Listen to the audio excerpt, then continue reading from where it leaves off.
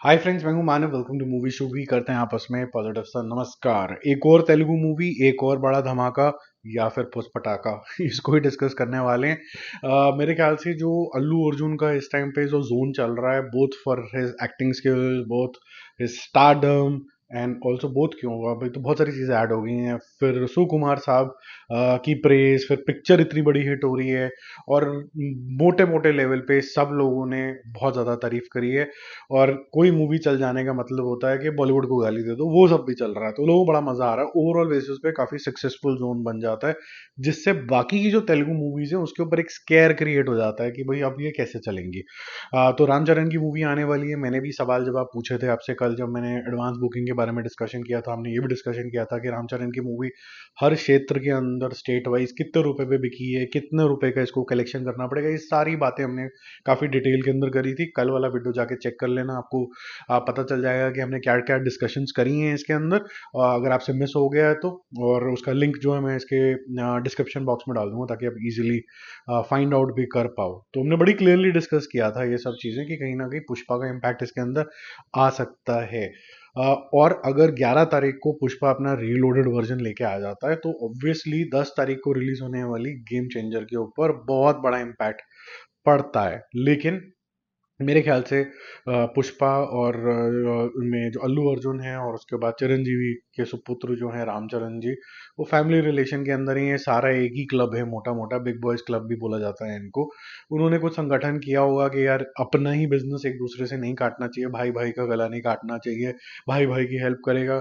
जैसे कि धीरू भाई अंबानी के जो दो सुपुत्र थे, कट्टी बट्टी हो गए लेकिन अल्टीमेटली बचा लिया था अनिल अंबानी जी को, मुकेश अंबानी जी को, ऐसा कहा जाता है। कितना सच्चा कितना झूठ है पता नहीं। बट आज की सिचुएशन के अंदर जो कमेंट बाजी भी हुई लास्ट वीडियो के अंदर, वो यही हुआ कि शायद बड़ा स्टार जो है वो अल्लू अर्जुन है आज के डेट में, टैलेंट वाइज भी और वैसे भी फैन बेस के साइज के हिसाब से भी। दो चिरंजीवी जी का बहुत बड़ा फैन बेस है। तो वहां पर यही निकल के आया कि भाई अगर इस टाइम पे अगर मूवी आ गई तो थैंक यू वेरी मच हो जाएगा। तो पुष्पा 2 ने रीलोडेड अपना वर्जन ये बोल के डिले कर दिया है कि भाई हम तो क्या करें, हमारा तो टेक्निकल रीजन से पिक्चर ही नहीं बन पाई, हम और बड़ी वाइल्ड फायर बना रहे हैं। तो उस वाइल्ड फायर के लिए आपको वेट करना पड़ेगा और 17 जनवरी को आपको ये रिलीज करके देंगे।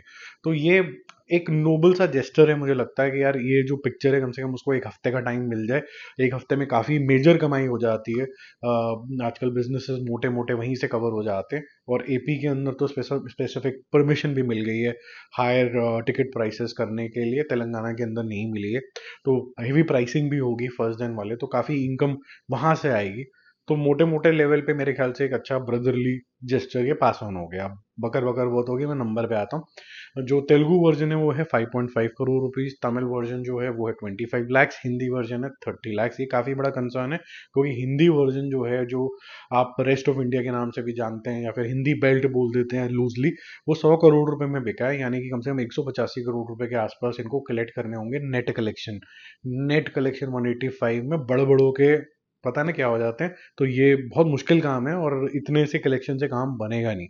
तो जो टोटल हो गया इसका हो गया 5.85 करोड़ रुपीस। जो इसके एग्जिबिटर्स हैं जितने भी, वो अभी भी बहुत पैशनेट है इस पिक्चर को लेके। उनको लगता है कि ये पिक्चर बहुत ज़्यादा चलने वाली है और वो ये मान के चल रहे हैं कि क्योंकि ये तेलुगु पिक्चर है और आजकल साउथ की पिक्चरें काफ़ी ज़्यादा चल रही हैं, मसाला पिक्चरें, और अल्टीमेटली रामचरण के फैंस जो एकदम जाग जाएंगे। तो उन्होंने 12 करोड़ रुपए की टिकट्स जो हैं वो ब्लॉक कर दी हैं। ये मैंने पहली बार नोटिस किया है। आप जैसे 6 करोड़ रुपए के आसपास हो तो 8 करोड़ या फिर हायर साइड पे 9 करोड़ रुपए के आसपास का ब्लॉक टिकट्स रख लेते हो। मतलब 2-3 करोड़ रुपए का एक्स्ट्रा आपने ब्लॉक टिकट्स कर लिया। लेकिन ये काफी मेजर है। आप कह रहे हो कि 12 करोड़ रुपए, मतलब डबल हो गया है। ये डबल से भी ज्यादा ही है। अगर 5.85 बोले तो 12 करोड़ रुपए का हमने ब्लॉक टिकट्स रख लिया। हमें पता ही है कि ये हम किसी ना किसी तरीके से बेच देंगे। इसमें जब इतना ज़्यादा ब्लॉक टिकट्स होता है तो इसमें कॉर्पोरेट बुकिंग का भी चांसेस बहुत ज़्यादा बढ़ जाता है, क्योंकि ये इमीडिएट बेसिस पे बल्क बन के चला जाता है। कॉर्पोरेट बुकिंग कभी भी गलत नहीं होती है। जिन्होंने ये समझाया कि कॉर्पोरेट बुकिंग होगी तो वो रोना शुरू कर देते हैं इधर उधर, चाहे वो किसी भी मूवी के लिए हो। अगर आप उसको तमीज़ के दायरे में 2-4-5 करोड़ रुपए का कर रहे हैं एज गिफ्टिंग के तौर पे कर रहे हैं, एज रेवेन्यू के जो एक्टर की रेम्यूनरेशन होती है कोई ऐड करने की, उसकी जगह पे ये टिकटें ले रहे हैं, तो इट इज़ एब्सोल्युटली फाइन अगर आप 2 4 5 करोड़ रुपए तक भी जा रहे हैं। कुछ लोग 20 20 करोड़ रुपए की, 40 40 करोड़ रुपए की, यहाँ पर कुछ मूवीज थी पिछले साल जो रिलीज हुई थी, मैं बोल ही देता हूँ सलार वाला टाइप में, उनमें 50 50 करोड़ रुपए की तोहमत लगी थी। अभी कितना सही है कितना गलत है मुझे भी नहीं पता, मैं किसी को मतलब ब्लेम नहीं करूंगा, लेकिन जब आप ट्रेड के नंबर देखते हैं और वो वाले नंबर देखते हैं तो काफ़ी बड़े डिफरेंसेस आते हैं। ये बात अब क्योंकि बोलेंगे कि जी आपने साउथ का नाम ले लिया, ये बात जवान के केस के अंदर भी उठी थी, पठान के केस के अंदर भी उठी थी, क्या बात ट्रू है मुझे नहीं पता। टू बी फेयर मैंने सबके नाम ले दिए, नहीं तो फिर वो रोना शुरू कर देंगे इसका नाम ले नहीं लिया उसका नाम ले लिया। मेरे मन में इंडियन सिनेमा, आपके मन में नॉर्थ साउथ चलता रहता है। मैं थोड़ा सा आज की डेट में ओपनली ही बता रहा हूँ, हिंदी सिनेमा को डिफेंड नहीं कर रहा हूँ, मैं हिंदी सिनेमा को जगाने की कोशिश कर रहा हूँ। मेरा पर्पस कुछ हो रहा है कि जो जो चीजें वो किया करते थे और बड़ी बड़ी पिक्चरें बनते थे जिससे साउथ आज इंस्पायर होता है, वो दोबारा करने लग जाए। तो ये एज अ फर्ज है कि भाई जाग जा, ये नहीं है कि हम उसको कोई फेवर कर रहे हैं। ठीक है, बाकी आप चैनल पे जाओगे तो जिसका जो मूवीज अच्छा करती हैं उसका रिव्यू भी बहुत शानदार आता है, जो नहीं करती जैसे चाहे वो हिंदी हो चाहे कोई भी हो, नहीं आता फिर उसका शानदार रिव्यू, क्योंकि honesty is the best policy.